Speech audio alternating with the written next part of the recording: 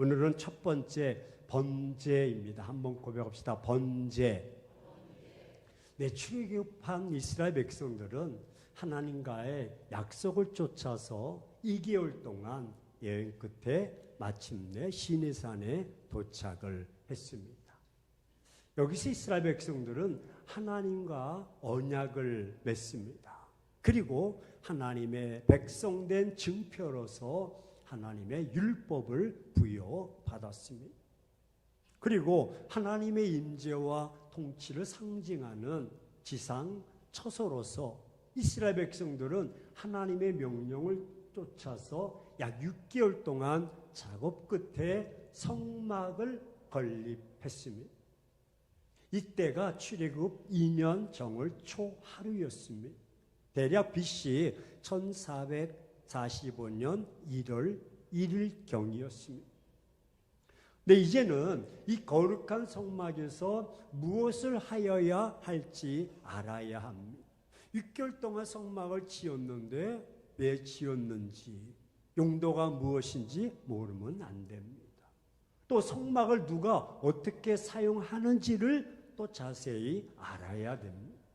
그래서 하나님께서는 성막에서 행하여야 할 제반, 이 규례들을 계시하시고자 성막 건립과 더불어서 모세를 부르셨던 것입니다. 레위기는 바로 이 성막을 중심으로 죄인된 인간들이 거룩하신 하나님께 가까이 나아가는 제사의 도리입니다. 그리고 나아가서는 하나님과 깊이 교제하는 성결의 도를 다룬 책이 레위기서입니다.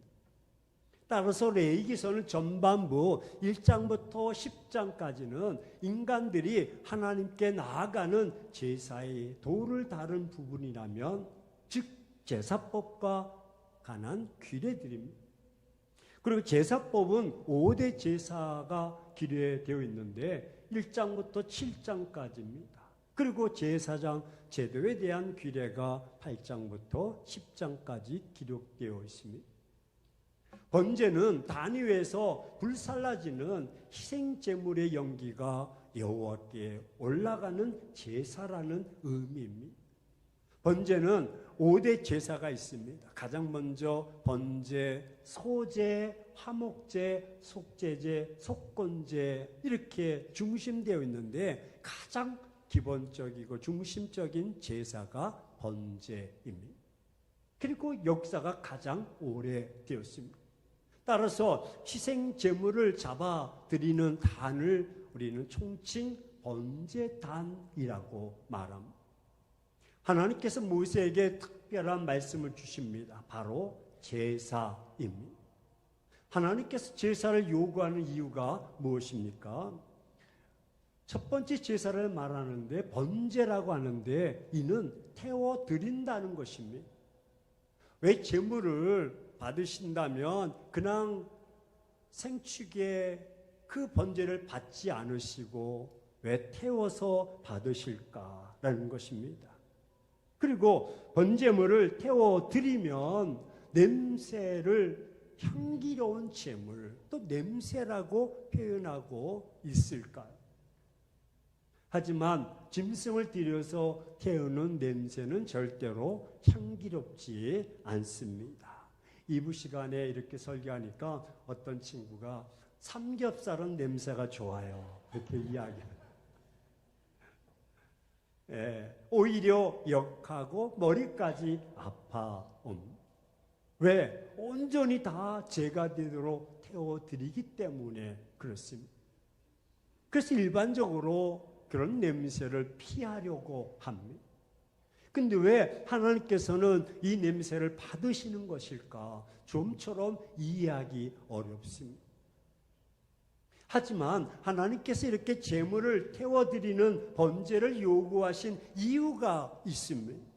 그 이유가 무엇입니까? 번제는 속죄, 즉 죄를 태워서 없애시려는 하나님의 특별한 배려였던 것입니다. 하나님은 죄인이 죄값을 치름으로 하나님과 온전하게 되어야 된다는 법을 정하셨던 것입니다. 그래서 하나님은 인간을 배려하시고 긍휼히 여겨주시고 인간 대신 제물을 떼어서 드림으로 대신 속죄의 길을 열어주신 것입니다. 따라서 번제는 제 심각성이 얼마나 큰가를 말하는 것입니다. 죄인은 흔적도 없이 태워져야만이 그 어느 죄의 효력이 다 상실됩니다. 죄의 심각성이 그만큼 큰 것입니다. 그렇습니다. 번제는 죄인을 다시 회복시키시려는 배려였던 것입니다. 죄인이 죽어야 되고 죄인이 태워서 없어져야 합니다. 왜? 죄의 삭은 사망, 죽음이기 때문에 그렇습니다. 하지만 죄물을 완전히 태워서 없앰으로 죄인이 다시 회복하고 재기할 수 있는 기회를 주시는 것입니다. 따라서 번제의 특징 가운데 가장 두드러지는 점이 있습니다. 그것은 바로 가죽만 벗겨낸 채 희생제물을 남김없이 전부 번제단 위에서 불사른다는 점입니다. 여기서 특별히 불사르다라는 말은 그냥 태워서 없애는 소각 행위를 가리키는 것이 아닙니다. 그 연기와 같이 하늘로 올라가도록 골고루 잘 태우는 것을 말하는 제사 전문 용어입니다. 그리고 유대 랍비들의 전술에 의하면 이렇습니다. 다 각을 다 띄어서 희생 제물의 각 부분들은 그 짐승이 살아있을 때 서 있는 모습 그대로 번제단 위에다가 배를 머리, 팔, 다리, 가슴 쫙 설치해 놓습니다. 결국 이 사실은 무엇을 의미합니까? 번제단 위에서 철저하게 희생함으로 하나님께 향기로운 제사가 되도록 한 것입니다. 번제는 하나님을 기쁘시게 하시고 만족하게 하는 제사입니다. 하나님께서 번제물의 그 냄새를 맡으심으로 죄인을 향한 그 진노와 형벌을 없애 주시는 것입니다. 죄를 면해 주시고 죄를 사해 주십니다. 그럼 왜 제물이 향기로운 냄새일까요? 하나님은 죄인을 대신해서 번제로 드려진 제물의 냄새를 맡으십니다. 그리고 그 고약한 냄새를 통해서 죄인에 대한 하나님의 그 감정, 내가 죽여야지 하는 대신 드려진 제물에게 다 쏟아 버리십니다. 이는 하나님께서 스스로를 돌이키시려는 하나님의 심정인 것입니다. 번제물에 그 번제의 제물이 다 차를 때 하나님께 향기로운 냄새가 되었던 것입니다. 근데 여기서 번제의 제물이 하나님께 향기로운 냄새가 되었다는 것은 이렇습니다. 번제의 제물의 크기나 상관없이 값어치에 상관없이 동일합니다.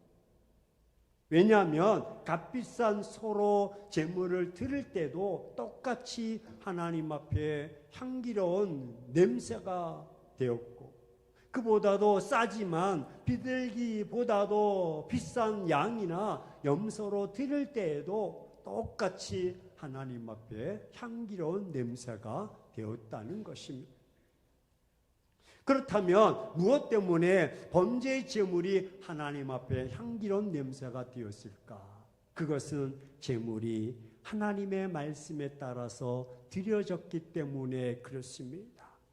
즉 하나님께 향기로운 냄새가 되는 것은 제물에 그 원인이 있는 것이 아니라 그 제물이 하나님의 말씀에 따라 그렇게 번제단 위에서 태워 드려졌기 때문입니다. 그렇습니다. 하나님께서 기뻐하시는 것은 제물 그 자체가 아니었습니다. 하나님의 말씀 따라 드려지는 그 모습, 그 마음을 보시고 그 향기를 맡으시는 것입니다.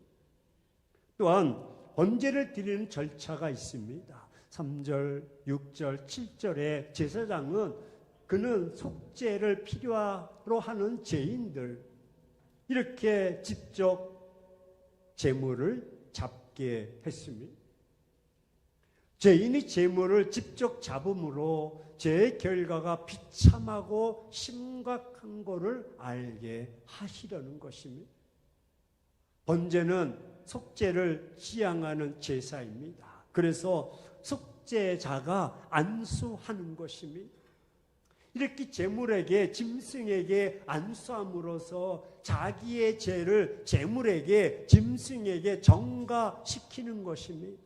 내가 이런 죄가 있고 이런 허물이 있었는데 이 짐승에게 소나 양이나 빌기나 거기다 손을 얹고 안수함으로 내 죄가 이 짐승에게 전가되는 것입니다.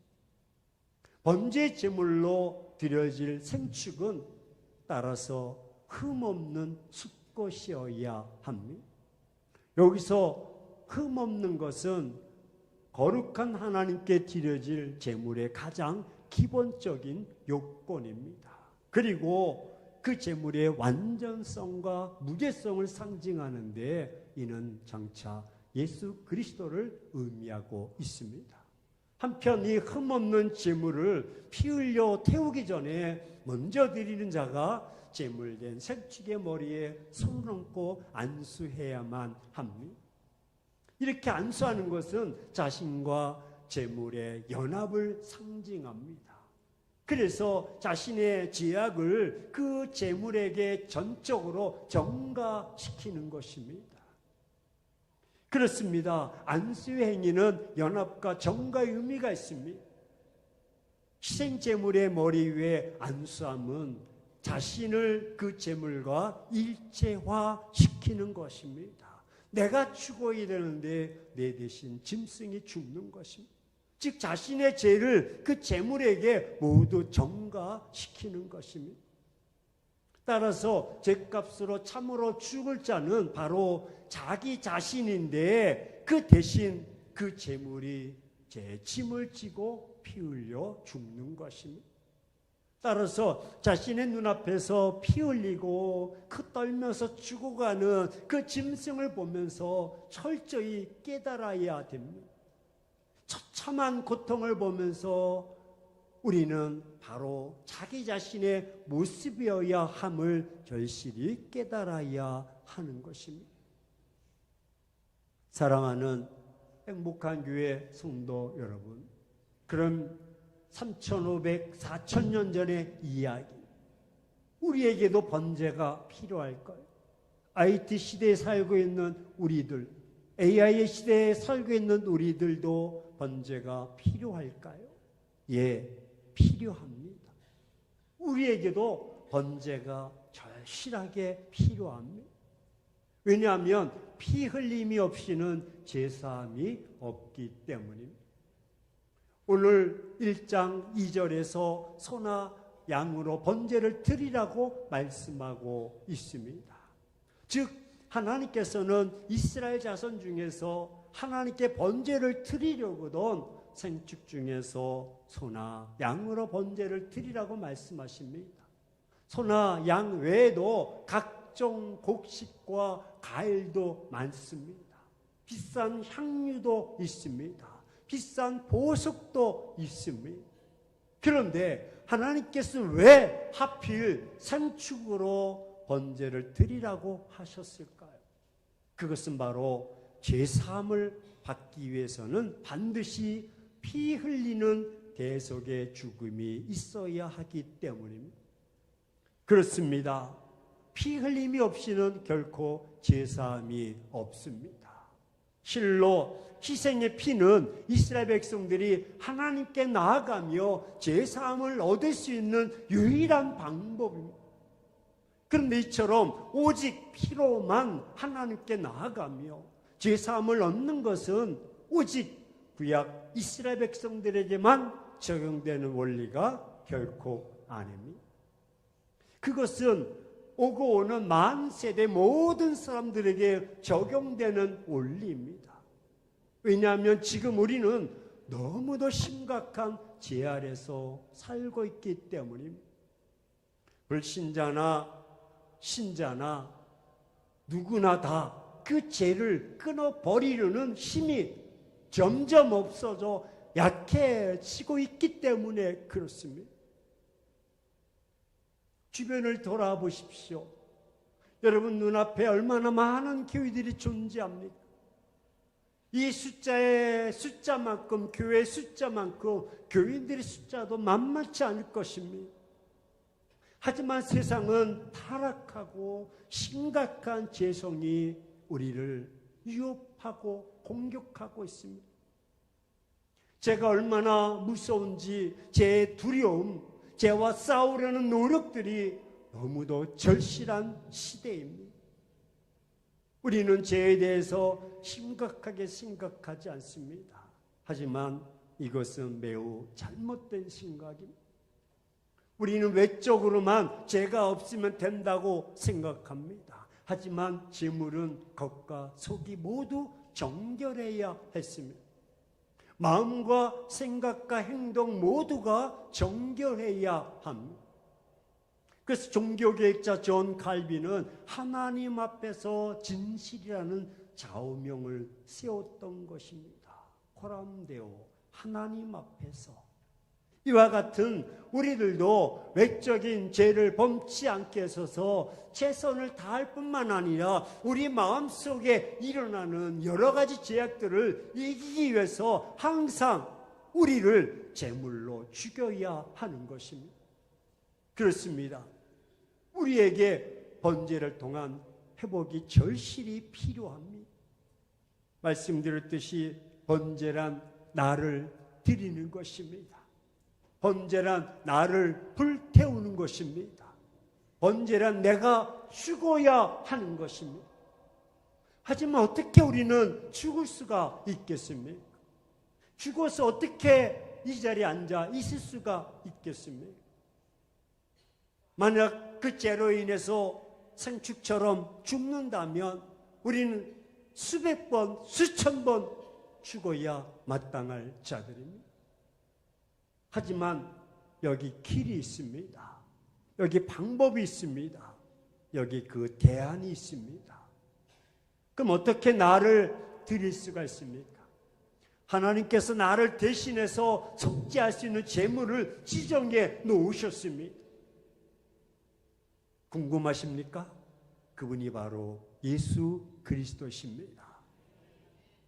바로 예수 그리스도, 예수님이 나를 속죄하시려고 드려진 번제물입니다.